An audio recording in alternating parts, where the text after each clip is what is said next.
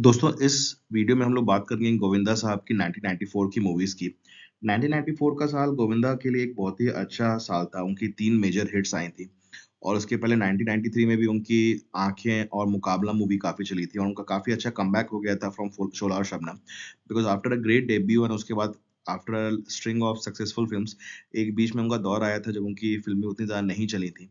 90 से लेके 91 तक उनकी बहुत सारी फ़िल्में थी जो नहीं चली थी उतनी। इनफैक्ट 89 से ही कह सकते हैं।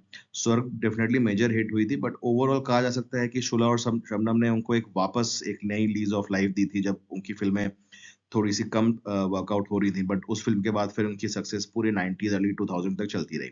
1994 उनका लिए बहुत ही इम्पोर्टेंट ईयर था। जैसा हमने बताया कि 3-3 उनकी हिट हुई थी। The 3 hits he had in that year was Raja Babu, Khuddar and दुलारा, और तीनों बिल्कुल अलग टाइप की फ़िल्म थी। जहाँ राजा बाबू एक कॉमेडी ड्रामा थी, Khuddar was a very intense action film. ये फ़िल्म गोविंदा की एक बहुत अच्छी फ़िल्म है जहाँ पे उन्होंने एक बहुत ही एंग्री यंग मैन का रोल प्ले किया है। बिकॉज़ 90s में उनकी जो मेन फ़ेमस फ़िल्में हैं, ज़्यादातर कॉमेडी मूवीज़ ही हैं और जो जो चली थी। दुलारा is also a mix of comedy and suspense. बहुत ही अंडररेटेड सस्पेंस फ़िल्म है दुलारा। आपने अगर नहीं देखी है तो ज़रूर देखिए, या अगर आपने बहुत पहले देखी होगी तो ज़रूर दोबारा देखिए। एकदम लास्ट-लास्ट तक समझ में नहीं आता है कि फ़िल्म में विलेन कौन है या फिर कौन कातिल है, जो कि किसी भी सस्पेंस फ़िल्म की मेन स्ट्रेंथ होती है। Then he also had a movie called Aag, जो कि कोई खास सक्सेस नहीं हुई थी, बट इनका रोल अच्छा था। मतलब again, he was not in a comedy but a very angry young man role. तो जो लोग की भी ये परसेप्शन है कि गोविंदा सिर्फ़ कॉमेडी अच्छी करते हैं, वो लाइटर रोल्स ही अच्छे करते हैं, उनको उन लोगों को ये टाइप की उनकी मूवीज़ देखनी चाहिए, जहाँ पे इट शोज़ कि कितने वो वर्सेटाइल एक्टर्स हैं। फिर इसी साल उनकी एक मूवी इक्का राजा रानी भी आई थी जिसमें विनोद खन्ना साहब भी थे। Then there was Ayesha Julka also. ठीक-ठाक मूवी थी, मतलब कुछ खास मूवी तो नहीं थी, इसलिए ये मूवी चली भी नहीं थी। लेकिन जो लोग एकदम डाई हार्ड गोविंदा फैन है, वन टाइम वॉच किया जा सकता है।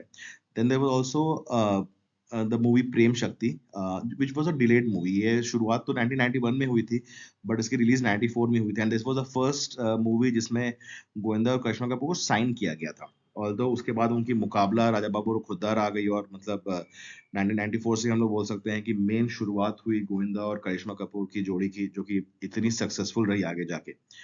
93 में इनकी पहली मूवी आ गई थी मुकाबला, बट उसके बाद जो है 94 वाज़ द ईयर जहाँ पे गोविंदा और करिश्मा कपूर जी की जोड़ी का इतना नाम हुआ, और उसके बाद हर एक साल उन्होंने एक से एक अच्छी हिट फ़िल्में दी, स्पेशली विद डेविड धवन साहब।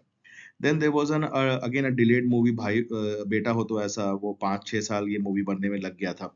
शुरुआत आई थिंक लेट 80s में हुई थी, but because of some production troubles and all, ये मूवी फिर डिले हो गई थी। Then there was also a movie called Brahma, जिसमें आंचल जुल्का और मधु थे।